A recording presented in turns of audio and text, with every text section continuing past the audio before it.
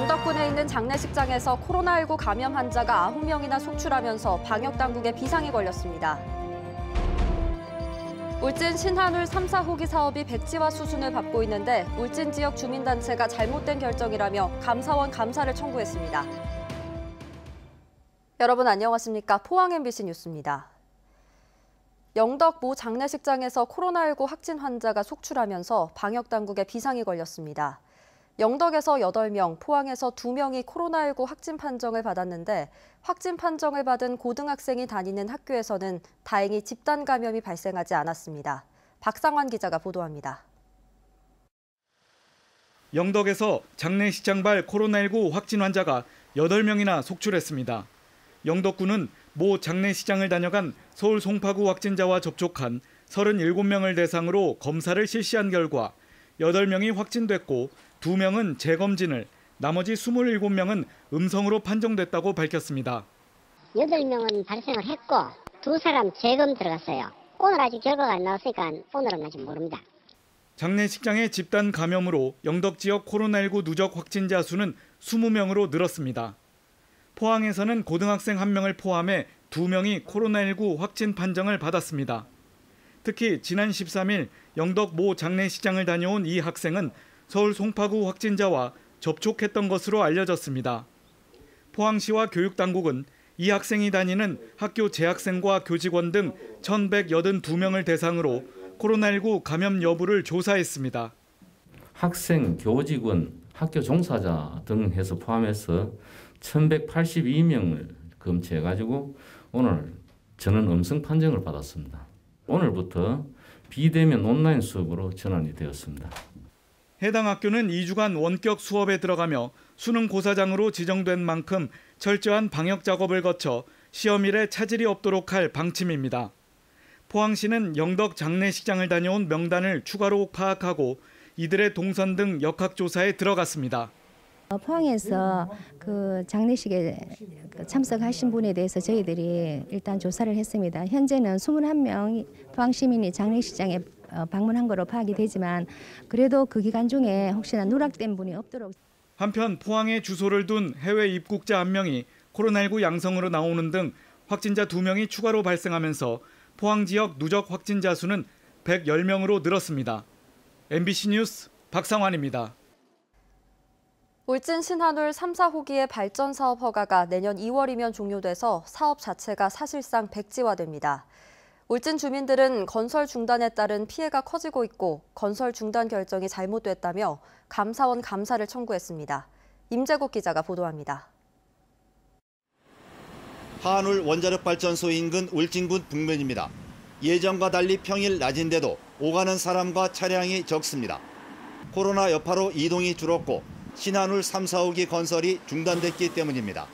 원자력 들어왔으면 이렇게도 힘들지 않았는데 그 전에 되면은 막 반의 반도 막 안 되니까 뭐 없는 서민들은 더 죽어가는 것밖에 없으니까 빨리 했으면 좋겠어요. 무조건.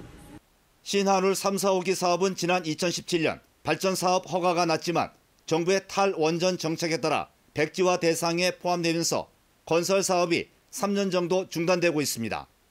내년 2월이면 발전 사업 허가 기간이 끝나 실시 계획 인가를 받거나 허가 기간을 연장하지 못하면 사업은 백지화됩니다. 울진군은 원전 건설 중단에 따라 지역자원 시설세 등 연간 400억 원의 손실과 지역 경기 침체를 우려하고 있습니다.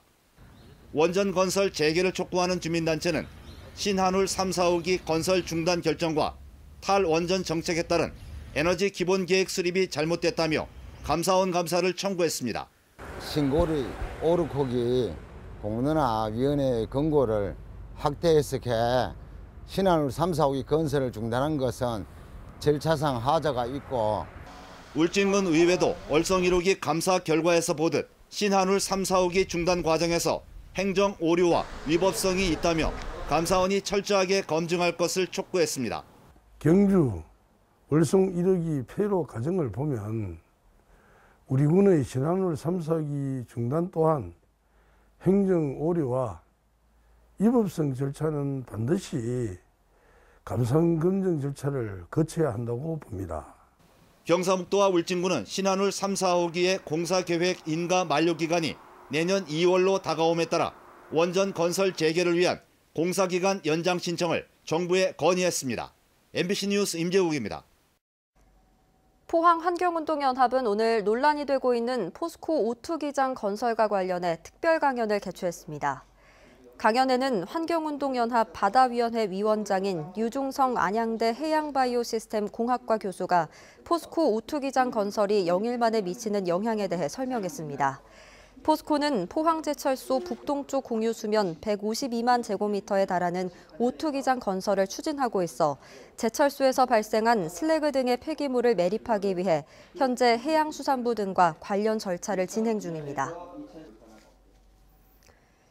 문화재청은 문화재 돌봄 사업 10주년을 맞아 오늘 서울에서 정책 심포지엄을 열었습니다. 오늘 심포지엄에서는 김창권 문화재청 사무관이 사업 10년의 성과를, 이동범 컬처앤로드 문화유산 활용 연구소장이 정책 과제를 발표하고 패널 토론이 이어졌습니다. 전국 문화재 돌봄 사업단에서는 주민들로 구성된 730여 명이 8천여 곳의 문화재를 관리하고 비지적 문화재의 가벼운 수리와 주변 환경 정비 활동을 하고 있습니다. 지난 15일 오후 1시 반쯤 경주시 황남동 쪽샘 유적 79호분 정상에 SUV 차량 한 대가 주차한 일이 벌어져 행정당국이 법적 조치에 나섰습니다. 경주시는 신고한 주민이 찍은 사진을 토대로 차량 소유주를 파악하고 사흘 만인 오늘 연락을 취했고 경찰에 고발할 방침입니다. 문화재청도 설명 자료를 통해 미발굴 상태인 높이 10m의 고분 정상까지 차량 바퀴 흔적이 나 있는 것을 확인했다고 밝혔습니다. 기온이 크게 오르면서 이례적으로 포근한 날씨가 이어지고 있죠. 하지만 내일은 강한 바람과 함께 벼락과 돌풍을 동반한 비가 쏟아질 것으로 보입니다. 내일까지 경북 동해안엔 10에서 50mm의 비가 내릴 것으로 예상됩니다. 조주경 기상캐스터입니다. 지금 레이더 영상 보시면 서쪽에서 비구름대가 다가오고 있습니다. 조금 전부터 비가 내리기 시작한 곳이 있는데요. 밤에는 빗줄기가 굵어지겠지만 새벽에는 소강 상태에 들겠고요. 내일 아침부터는 다시 비가 내리기 시작하겠습니다. 내일까지 예상되는 강수량은 10에서 50mm 정도가 되겠습니다. 특히 내일 오후에는 돌풍과 벼락을 동반해서 강한 비가 집중되겠으니 각별히 주의가 필요하겠습니다. 현재 경북 동해안 지역에는 강풍 예비특보가 내려져 있고요. 내일부터는 초속 15m에 달하는 강풍이 불겠으니 시설물 피해 입지 않도록 조심해 주시기 바랍니다. 이어서 자세한 지역별 날씨입니다. 내일 경북 동해안의 아침 기온은 구름이 끼면서 높게 시작하겠습니다. 아침 기온은 16도에서 18도로 시작하겠고 한낮에는 21도에서 22도로 일교차는 적게 벌어지겠습니다. 울릉도와 독도의 하늘도 비바람이 강하게 불겠습니다. 아침 기온은 울릉도 17도, 독도 18도로 시작해 한낮에는 20도에 머무르겠습니다. 내일부터 동해상에서도 강한 바람과 함께 너울성 파도에 주의가 필요합니다. 바다의 물결은 동해 전해상에서 최고 5m로 매우 거세게 일겠습니다. 이번 비는 내일 저녁부터 차츰 그치기 시작하겠고요. 비가 내린 뒤에서는 다시 찬 공기가 남하하면서 기온을 뚝뚝 떨어뜨릴 전망입니다. 날씨 전해드렸습니다. 경상북도는 지방세 고액 체납자 436명과 지방행정제재 부담금 체납자 34명 등 모두 470명의 명단을 도 홈페이지와 도보, 위텍스 등에 공개했습니다. 지방세 체납 범위는 140곳 업체에 체납액 105억 8,900만 원이며 개인은 296명에 69억 6,500만 원입니다. 지방세 체납액이 가장 많은 법인은 취득세 5억 7,300만 원을 내지 않은 A기업이었고 개인은 지방소득세 5억 8,300만 원을 내지 않은 B씨였습니다.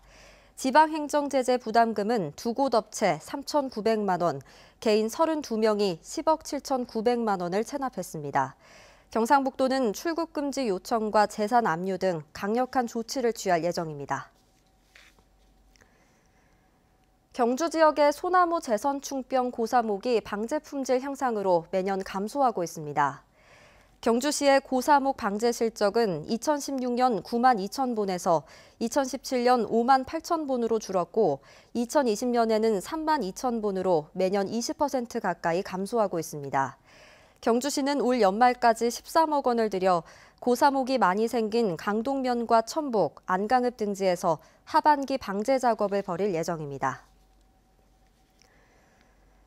재단법인 문화엑스포는 경북 미술인 지원 사업을 통해 작가 4명을 선정하고 솔거미술관에서 전시회를 열고 있습니다.